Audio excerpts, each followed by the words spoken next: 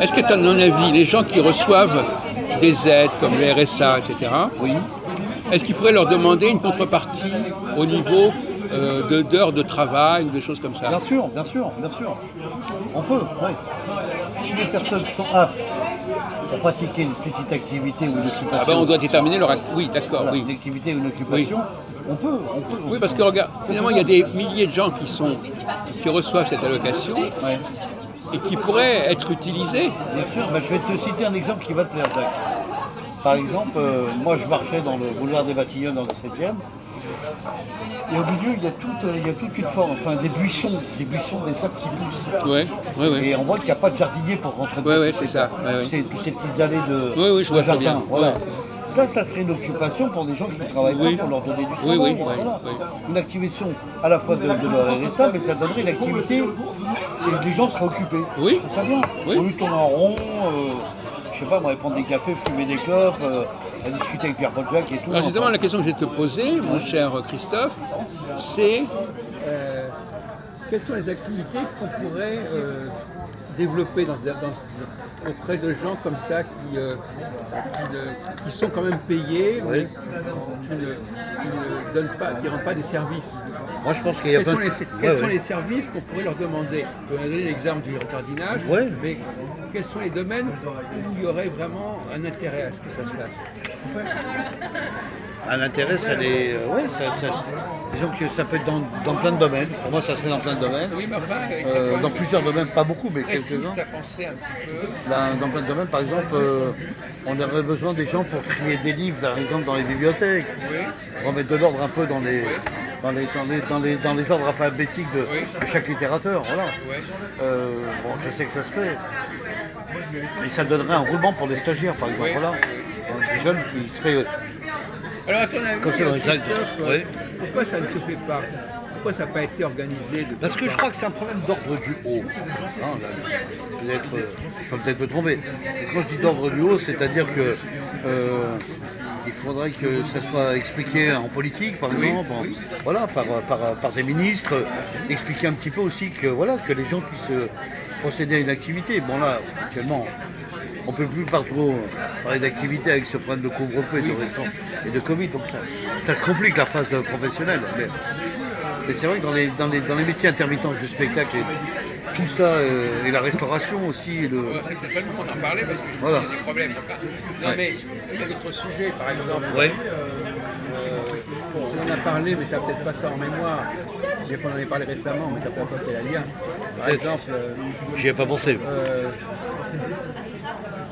Par exemple, quelqu'un qui doit lui-même taper ses textes. Oui.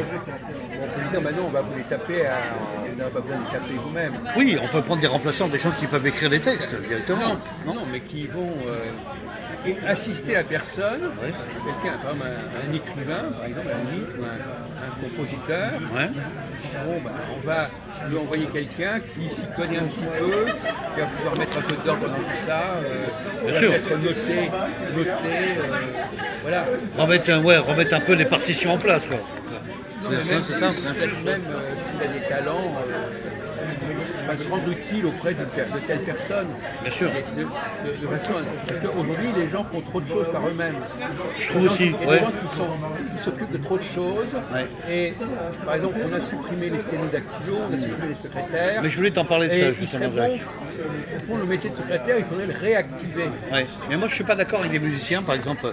Enfin, j'ai connu ça, je vais t'en parler vite fait. Je vais faire un bref débat là-dessus. J'ai connu Pat Bettany, qui est un grand joueur de jazz, qui est un Américain. Quand il vient à Paris, il fait des concerts à l'Olympia, il fait des concerts au Philharmonique. Bon, il y a eu malheureusement des annulations à cause de ces Covid. Bon, cet homme-là, il a fait 2 essais.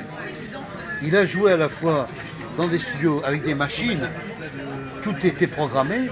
Il a joué en connivence avec sa guitare en tant que musicien. Et ça a donné des sons, des rythmes, etc. C'était bien, mais c'était trop programmé, tu vois. C'était pas naturel. Je préfère plus quand il joue avec des équipes, avec des musiciens, des pianistes, des batteurs, voilà, etc., des bassistes. Oui, des gens qui peuvent apporter un plus. Oui, et puis qui va peut-être rajouter des notes aussi qu'on ne sait pas. Il y a toujours de l'improvisation qui va se créer dans la musique. C'est ça qui fait le charme aussi de la musique. Oui, quelqu'un qui, ça ne sera pas automatique, ça ne sera pas mécanique. Non, non. La personne va apporter Voilà, ça sera un instinct supplémentaire. quelque chose d'elle-même. Voilà, différent. Elle va prolonger, elle va compléter effectivement. La musique. Oui, et ça peut être. Donc secrétaire, à mon avis, c'est un métier qui ferait qu'il y ait beaucoup plus de secrétaires. Bien sûr. Secrétaire de monsieur un tel, on dit, voilà, la mairie envoie un tel qu'on sait qu'il travaille, qui fait des choses dans le domaine culturel, Voilà. on lui envoie un secrétaire qui est au RSA. RSA, ouais. Donc ça ne coûte rien à l'auteur, ça ne coûte rien à la mairie non plus. Voilà. De toute façon, l'argent, il est dépensé de toute manière. Voilà, il est défalqué quand même. J'ai remarqué qu'il y a beaucoup de gens qui sont pas contents de cette formule. Ils disent que c'est pas normal de demander à quelqu'un.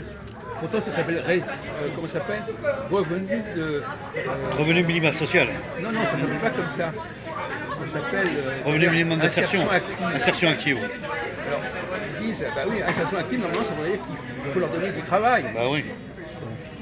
Mais il faut leur donner du travail sans que ça menace les gens qui ont un emploi. Bien sûr. Ça, le truc. Oui, qui ont une activité dès le départ déjà. Bon, Ils sont pris par un employeur. Pris par un employeur qui ne sont pas en contrat de CDD. Qui ne sont pas occupés. Ouais. C'est-à-dire qu'ils sont négligés. Bien sûr. Parce que pour les activités qui sont déjà en place, les gens vont dire, ben non, ça crée de la concurrence. Oui, je comprends. Oui, ça peut, oui. Effectivement. Une personne qui est déjà en place, qui travaille, qui a un salaire mensuel tous les mois, qui a des horaires à passer, donc plus que 39 heures, on va dire. Voilà, donc effectivement, si on lui met un autre job à côté, ça peut faire le double emploi. Voilà. Oui. Voilà. Mais aussi, donc c'est pour ça qu'il faut une catégorie d'activités qui... où les chômeurs de longue durée puissent avoir justement une activité. Un créneau d'activité qui ne soit pas spécialement utilisé actuellement. Ben, c'est vrai ce que tu dis, parce que regarde, dans le cinéma, ça se retrouve ça. Des gens qui sont au chômage, on prend des régisseurs adjoints. Oui. On ne prend pas des régisseurs qualifiés, voilà, professionnels. On a besoin d'adjoints. Voilà, c'est ça. Ou d'assistantes de communication, ou d'assistantes de casting, etc. Ou adjoints de casting, voilà. Il faut toujours avoir des gens un peu qui sont autour avec eux et qui travaillent dans la même coopération. Mieux encore, des boulots chez des gens qui n'ont pas de quoi payer. Ah oui, bien sûr. Parce que ceux-là, de toute façon, ils ne payent pas. Ah ouais. Donc, eux, de toute façon, c'est pas eux qui vont employer quelqu'un. Ah, ça c'est sûr. Donc, on va leur donner un adjoint gratuitement, puisqu'il ne peut pas payer. Voilà. Mais de toute façon, comme s'il n'avait pas. Autrement, il n'aurait pas pris d'adjoint du tout. Oui, mais c'est pas grave, c'est l'État qui payera. De toute façon, voilà. Donc, il y aura une subvention dès le départ, bien sûr. Donc, c'est un truc assez que. Il faut les faire employer par des gens qui ne payent pas. Alors ça existe, ça existe ce que tu dis. Par exemple, dans les personnes retraitées ou en invalidité, qui ne peuvent plus faire le ménage chez eux, ranger leur appartement, etc. Effectivement, il y a une employée de maison qui vient, voilà, qui est affiliée par la mairie et qui est payée par la mairie, voilà, et qui a fait son travail, voilà. Après, mais c'est pas quelqu'un qui aurait ça normalement. Maintenant, la question est de savoir si les gens qui sont employés comme ça sont des gens qui sont... Parce que le problème, c'est que si quelqu'un a le RSA, il n'a pas envie de se fatiguer à travailler. De toute façon, son RSA, il lui est garanti. Oui, il a ses 500, bien sûr. Il a son, Il y a un problème de mentalité, là. Oui, mais c'est pas bon non plus, parce que il se désactive, il ne travaille plus. Et donc, il n'a plus d'occupation, il n'a plus l'envie de faire un statut, quoi, un travail.